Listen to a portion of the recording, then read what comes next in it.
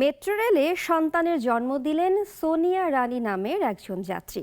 রাজধানীর আগারগাঁও স্টেশনেই জন্ম হয় শিশুটির।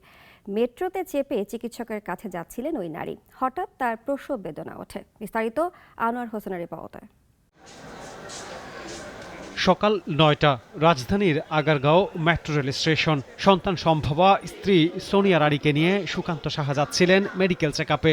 ভর্তি করানোর কথা হাসপাতালে, কিন্তু মেট্রো রেলের ভেতরে সোনিয়া রানীর প্রসব বেদনা ওঠে। তার চিৎকার শুনে আশেপাশের যাত্রীরা এগিয়ে আসে। মেট্রোতে ছিলেন এক নারী চিকিৎসক, তিনি এগিয়ে এলেন, সঙ্গে মেট্রো রোভার স্কাউট ও প্রাথমিক প্রতিবিধানকারীরা। তাদের তত্ত্বাবধানে সন্তান প্রসব করেন সোনিয়া। ফুটফুটে এক ছেলে শিশুর জন্ম দেন। তার স্বামী সুকান্ত সাহা এবং তারা থাকে আপনার রূপায়ণ সিটি উত্তরার দিকে।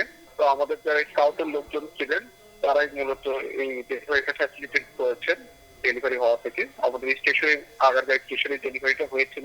ডেলিভারির সময় একজন প্যাসেঞ্জার, ট্রেনের প্যাসেঞ্জার যিনি ছিলেন, একটা ফেরদৌসী আক্তার, তিনি হেল্প করেছিলেন। স্বাভাবিকভাবে সন্তান প্রসব হওয়ায় কোনো জটিলতা তৈরি হয়নি। মা ও সন্তান উভয়ে সুস্থ আছে বলে জানিয়েছে মেট্রো কর্তৃপক্ষ। আমাদের একটা ফার্স্ট এড রুম আছে আর কি। উনি আসলে আসছিলেন হাসপাতালে ভর্তি হবে, একবার আগে থেকে করা আছে। উনি মানে সন্তান প্রসবের জন্য হাসপাতালে ভর্তি হবে, ওই প্রোগ্রামে উনি এসেছেন উত্তরা থেকে আগারগাঁও। কিন্তু উনি যখন প্ল্যাটফর্ম থেকে নিচে নামলেন, আমাদের কল করছে, তখনই উনি আসলে মানে খুব বেশি বোধ করতেছেন।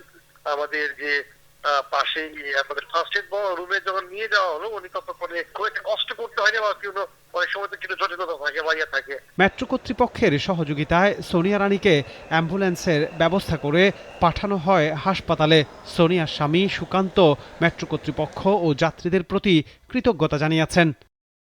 আনোয়ার হোসেন, নাগরিক, ঢাকা।